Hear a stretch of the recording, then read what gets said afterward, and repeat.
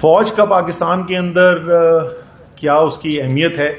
میرے خیال میں اس کا سب سے اچھا تجزیہ عمران خان صاحب نے پیش کیا، اور خان صاحب نے جیسے اور ایک دفعہ نہیں ایک سے زیادہ دفعہ وہ کہہ چکے ہیں یہ بات کہ مسلم ممالک کی طرف اگر آپ نظر دوڑائیں پچھلے 15-20 سال کے اندر تو آپ دیکھیں گے کہ کس طریقے سے تباہی دیکھی گئی ہے مسلم دنیا کے اندر.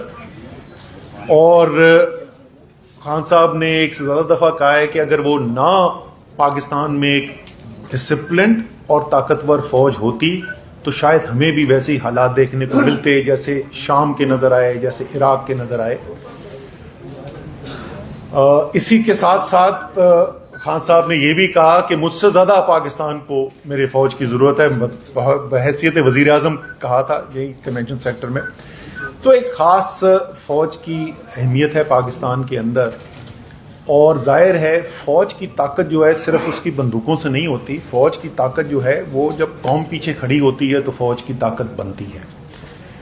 اور اس دن جو مناظر دیکھنے کو ملے وہ نہ صرف قابل مذمت ہے بٹ ایک بہت بڑا لمحہ فکریہ ہے پاکستان کے لیے کہ کیوں ایسی صورتحال پیدا ہوئی.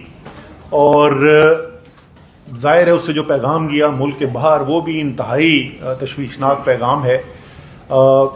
تو پہلے بھی اس کی بات کی جا چکی ہے. میرے خیال میں ایک شفاف تحقیقات ہونی چاہیے جس کے اوپر قوم کو اعتماد بھی ہو کہ جو تحقیقات کی جا رہی ہیں واقعی میں جو ذمہ داران ہیں جو ملوث تھے اس کے اندر ان کے اوپر بھرپور طریقے سے ایکشن ہونا چاہیے. لیکن ساتھ ساتھ یہ بھی ہونا چاہیے کہ جو بے گناہ ہیں، کیونکہ اس وقت ہزاروں لوگ جو ہیں وہ جتنی میرے پاس نالج ہے، میں تو جیسے میں نے کہا میں 15 دن کی قید تنہائی سے آ رہا ہوں، لیکن جو میں نے سنا ہے اس وقت ہزاروں کارکن جو ہیں وہ لوگ زیر حراست ہیں. اور ظاہر ہے ان میں سے ایک بہت بڑی تعداد ایسے لوگوں کی ہے، شاید تقریباً تمام لوگ ایسے ہوں گے، بہت کم ایسے ہوں گے جو ملوث ہوں، اور زیادہ تر ایسے لوگ ہیں جو بے گناہ ہیں. تو ان کو چھوڑنا بھی جو ہے اور جلد سے جلد چھوڑنا جو ہے وہ بہت ضروری ہے. لیکن یہ تحقیقات ہونا، جو ملوث تھا اس کو سزا دینا، یہ انتہائی ضروری ہے.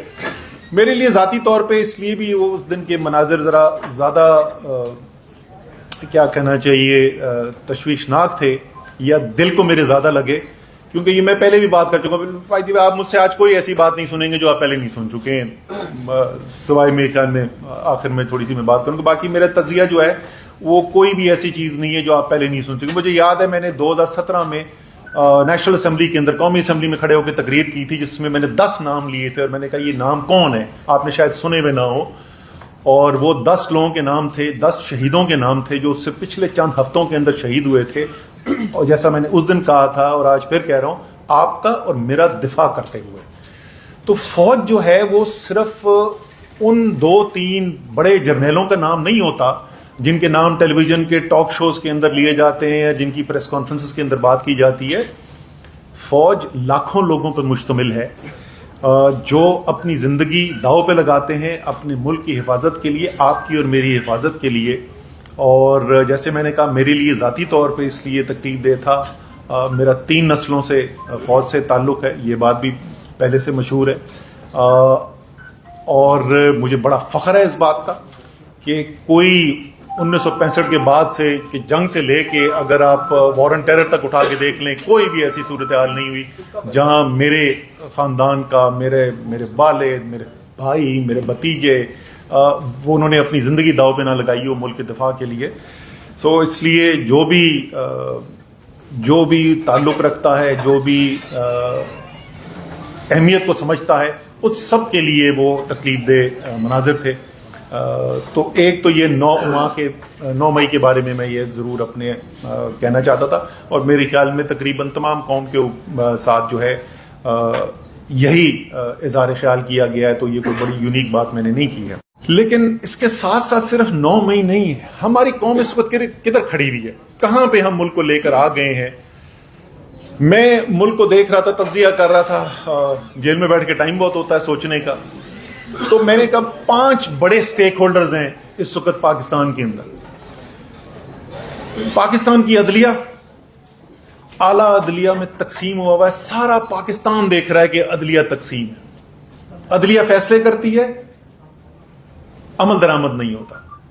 ایک عجیب و غریب صورتحال ہے کہ وہ عدلیہ جس کے بغیر آپ کی آئینی طرز حکومت ممکن نہیں ہے، جس کے بغیر جمہوریت ممکن نہیں ہے، اس عدلیہ کے آپس میں اختلافات پیدا ہوئے میں اور اس کے فیصلے جو ہیں وہ زمین پہ امپلیمنٹ نہیں ہو رہے. یہ کتنی خطرناک صورتحال ہے ملک کے لیے. دوسرا اہم سٹیک ہولڈر پاکستان کی فوج.